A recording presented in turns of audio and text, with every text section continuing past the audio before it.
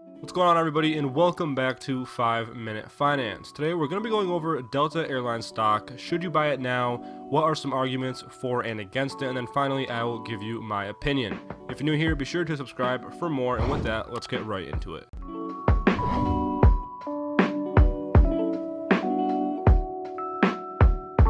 So because of everything going on with the coronavirus, Delta has been hit particularly hard. Pretty much all airlines and even travel companies have also been hit just as hard. On March 20th, Delta said it is currently burning through $350 million per week, with second quarter revenue expected to fall 80% year over year.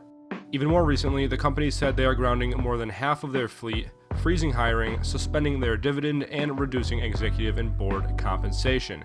Clearly, they are not in a good place right now, and they're just trying to stay alive while all this coronavirus and travel ban stuff continues. So because of everything going on, the outlook on airlines has been particularly bad, seeing as they will be experiencing a huge drop in revenue while still having large operating expenses. Now, let's go over some of the arguments for Delta and then also some arguments against Delta. Then I'll give you my opinion on whether or not I think it's a buy right now. So first, let's start with the bearish argument, or the argument against Delta. It could take years for Delta to recover from the economic carnage caused by COVID-19, and the virus could lead to changed consumer behavior that would be unfavorable for the airline industry. Delta and other U.S. carriers could continue to bid away profits, pushing fares down and depressing margins.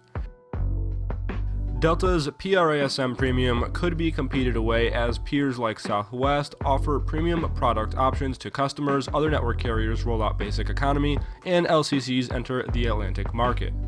Now let's go over the argument in favor of Delta.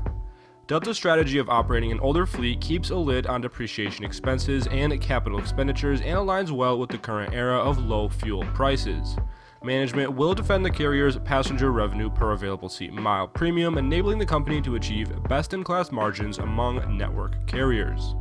Delta should be able to extract value from its international joint ventures, enabling it to access Asian, Latin American, and European markets more effectively than peers.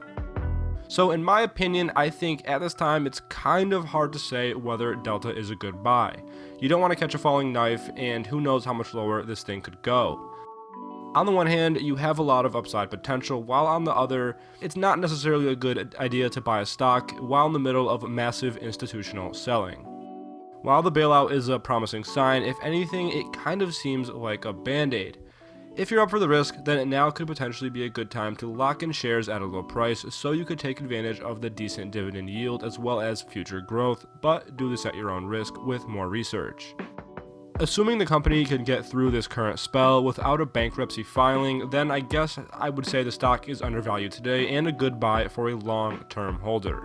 I'll put links in the description to 2 articles that might give you a little more insight into Delta stock.